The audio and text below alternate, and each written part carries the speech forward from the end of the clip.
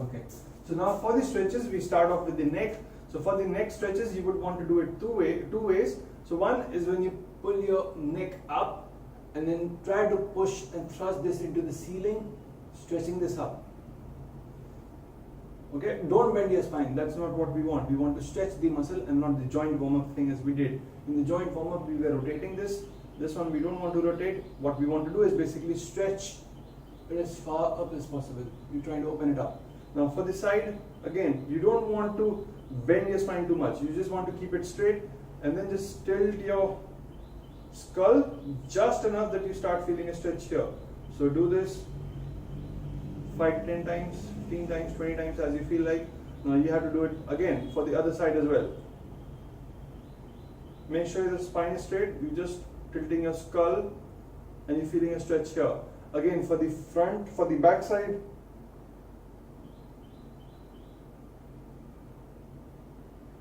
Just make sure you're feeling it on the back of your muscle. So that was for the neck. For the chest, what do we want to do? Is we want to take our arms here like this. Okay? So take your arm here like this, behind your back. Now pull your chest out first, your rib cage out. And imagine you're not just pulling it out, you're trying to pull it up towards the ceiling. Not just out, up towards the ceiling. And then try to take your arm back as far as possible. Okay? Now if you can't take your arm up here like this, you want to keep it down here, just gradually stretching it, stretching it, stretching it, okay? Eventually, you're going to take it as far back as possible. You're going to feel the stretch here. Another stretch for the chest that we use is we keep our hand against the edge of the wall. So if I'm going to do this here,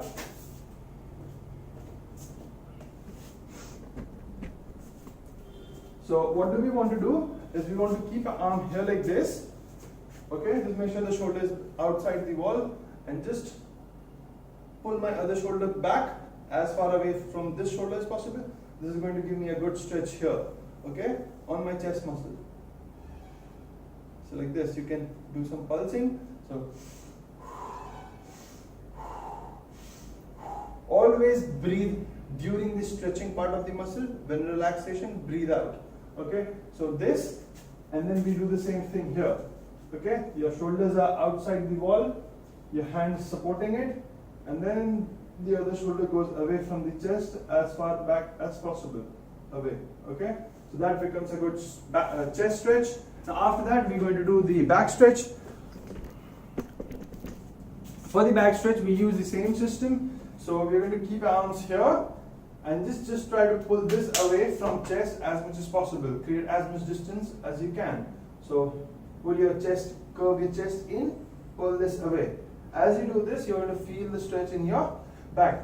Or you can simply do a hang. When you do a hang or leaning against the door or anything that you can lean against that's strong enough.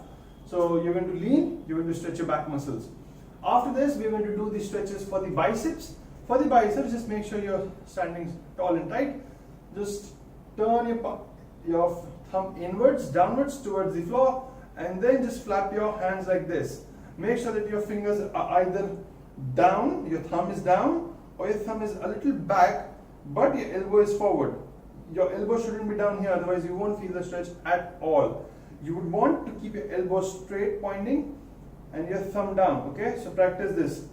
Practice turning your wrist without affecting your elbows. So once you turn your wrist downwards or facing backwards, your thumb is down, but your elbow is straight.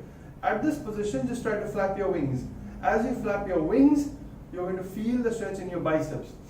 That is the bicep stretch. Then we have the tricep stretch. For the tricep stretch, we usually do it on the wall like this. Okay? Don't put the pressure here on the joint. Put the pressure a bit lower on the lower part of the triceps. And then just try to push your shoulder part onto the wall. That is a harder stretch versus doing this stretch that I normally recommend to people who are not used to training and they don't have strong muscles in the back and the triceps. So you just want to take your arm back, hold your tricep, your elbow joint, and then just pull this down and back a bit, not inwards, down and back, down and back, down and back, okay? Diagonally backwards. So you're going to feel the stretch in your triceps. Then we have the forearms. Now for the forearms, we want to do both ways, not just the flexing muscle but also the extensors. For the forearms, what do we want to do is you can do it against the wall as well. Okay, so like this, take your arms down as much as possible and try to keep your elbows facing up. Don't want to keep it down or sideways like this. Your elbow should be up, and then just try to take your hands down, maintaining the contact with the wall. That is going to give you a good stretch here. You can start on the wall to your shoulder level first, eventually take it down to your belly region. As you can do this, you will feel a stretch here. The other one is for the extensors. So keep your hand like this, okay? You can pull this up even more, but your elbow should be up again. Even for this, elbow should be up. Even for this, elbow should be up, okay? In this one, as you take it up, you're going to feel the stretch here. So you start here, go up.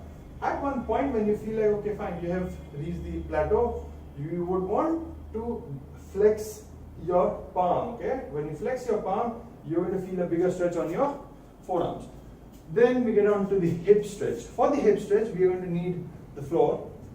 We can do it, also do it on the box, on the chair or on the bed, but we want to ideally start with the floor.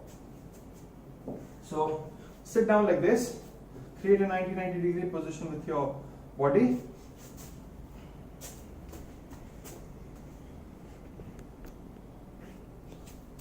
So you want to start like this, create a 90 position with your body. Okay, 90 degree here, 90 degree here, 90 degree here. Now at this position, keep your arm here, the other arm here or here as you want to. You would want to pull on this knee, on your thighs, not your knee, sorry. Pull with your arm, and as you pull your arm, you're going to rotate your belly button, not your shoulders only, your belly button as far behind as possible. When you do this, you're going to feel a stretch here and the underside of your hips. So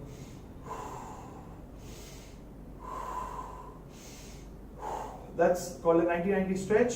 It's a very good stretch for your hip joint, all the hip muscles. Once you've done that, simply switch over to the other side.